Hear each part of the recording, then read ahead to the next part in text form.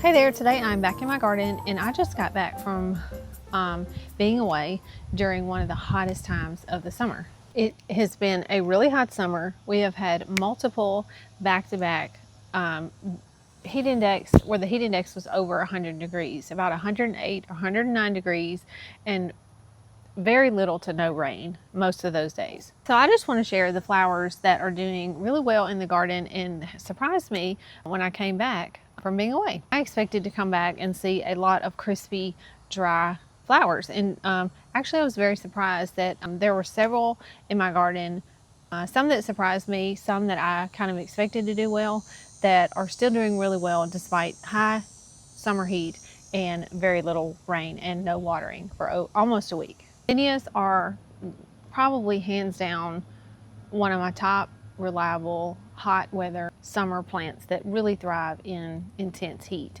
But the blooms will just continue to thrive and keep producing more blooms. They do even better if you kind of deadhead those and harvest some of those for like bouquets or whatever, but or even saving them for seeds. But zinnias are hands down one of my top favorite summer flowers to beat the heat. I have multiple varieties, so I wouldn't say you had to have any particular variety. The ones I have right now are Johnny's Aurora seeds. I have mentioned those multiple times. Johnny's Queen Lime series, Queenie series. I have some from Amazon that I got, and I think that's it. The second flower that is doing just outstanding are my Mexican sunflowers. I have mentioned this a couple times before. I have one that is planted here behind me that is extremely tall. It dropped from seed and now it is huge.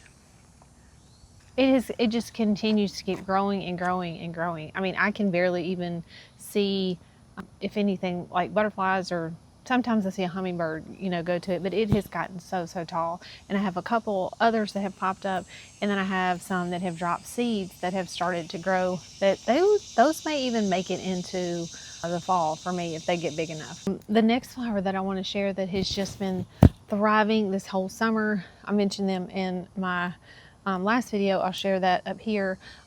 The Purslane, or it's Purslane or Portulaca. I got these at Home Depot. They're a really pretty, like pinkish, they're almost kind of like sometimes they look pink, sometimes they look more like coral, and then with the yellow center. I have planted those flowers. Really, it's like plant it and forget it. Another flower that has done really well for me in the past in hot weather, and also did well while I was gone for almost over a week, are marigolds. My marigolds do not have any blooms. Well, they have not opened up yet, but some of them have several little spots that look like they're getting ready to bloom. And the foliage on these looks, I would just say almost amazing. You would think after such high temperature and no rain that they would just be dry and crispy, but they are not. They are green, they are bright, and pretty soon those will be blooming and helping keep like pests away in my garden. So I am hoping, I had planted like a second kind of succession planting of those under some other flowers. I'm hoping that when I have to kind of cut my zinnias down, that those marigolds are going to come up in time to bloom for the fall. But if they don't, it's okay. The ones that I have will probably last all the way through to our first frost. Cosmos in my garden are the next thing I want to mention. Those tend to just have more foliage and less flowers, but the flowers on those are so pretty once they do bloom. I have had cosmos last all the way through, the end of October before. Those are so pretty. I have had different varieties. The ones I have now, I got from, I think they're Burpee. The ones that I have now, I don't think I ordered any from anywhere else, but I have a few of those that are blooming right now in the garden, and they look pretty. And I have one right here. I don't know if you can see it, but it's just a volunteer that seed dropped somewhere last year, and it is thriving. Obviously, they do have like these weird, like little slimy kind of aphid, I don't know what you call it, little groups of aphids on some of them, but I just spray those off with a water hose, and they're fine. It doesn't really seem to impact the plant. It just looks kind of gross. Another quick one, a Mandevilla that I got from Walmart. It's doing really well. I have, it's planted next to a trellis, and it's kind of slowly making its way up the trellis. I don't know how big it's going to get, but anyway, it's totally fine. There was no issues with it. It didn't look dry or dehydrated when I got back. So that is something I'm definitely going to get earlier next year, because I think I got it in the middle of July, and I wish I would have gotten one probably in May, and I probably would have a huge Mandevilla vine by now, but it's not too late, but I think I should have gotten it started earlier in the season. So if I get a couple of those next year and plant on a trellis, I'll probably have like pretty blooms, just covering the trellis for next summer. Sometime in early July, I bought 2 perennials from the garden center, and one of those is a Gara. I think I'm saying that right. I'll put the word on the screen. It is doing really well. In the video that I have to share, it's kind of hard to see. Like, the foliage is very kind of thin, so it's not like this bright green or any kind of large. It's like small, kind of delicate foliage, and then a small delicate flower. But those, when I got home from my trip, those look perfectly fine. Like, no water, high heat, just like they have been watered on a regular basis.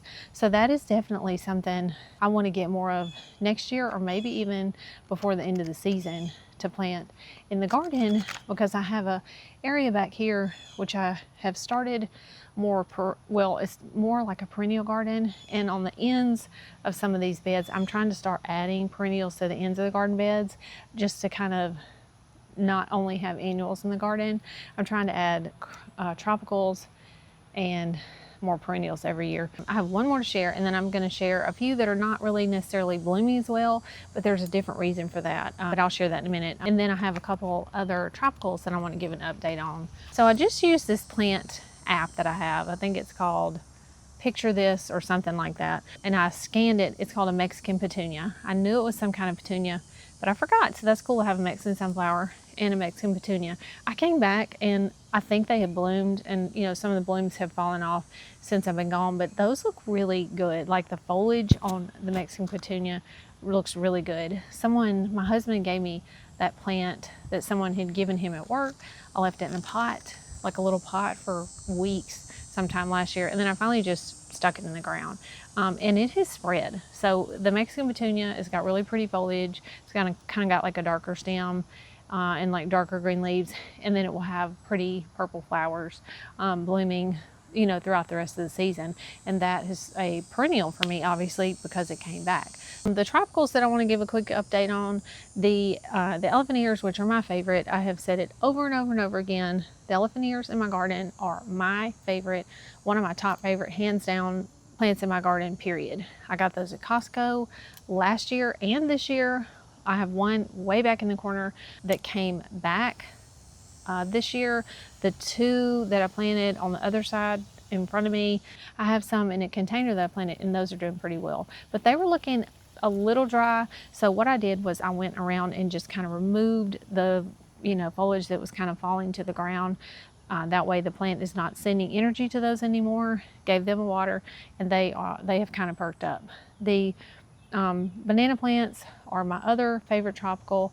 I have mentioned before that those are not growing at the speed I expected, but I have fertilized them a couple times. I don't think I have the right fertilizer, but anyway, they're still doing pretty good. They're still putting out a leaf. They're sending up little shoots, or like little babies at the base of the plant, and so that's good news. So I'm just gonna let that go, let them do their thing, and maybe hopefully by next year I'll have taller banana plants. My hair keeps sticking to my back. It is 102, or heat index 102 right now.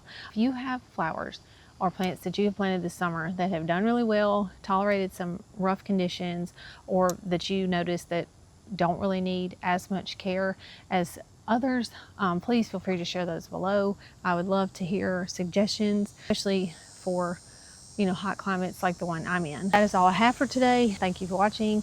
I'm excited for August. It's going to be a hot one. It's typically our lowest, it's it's our month where we have the least amount of rain. So it's already gotten started with July, and so I expect that to continue in August. Hopefully we will get a little bit more rain in August, and I look forward to like showing what's coming up this fall and transitioning into like a little bit cooler of a season in the garden, and sharing that with you. So thank you for watching, and I'll see you next time.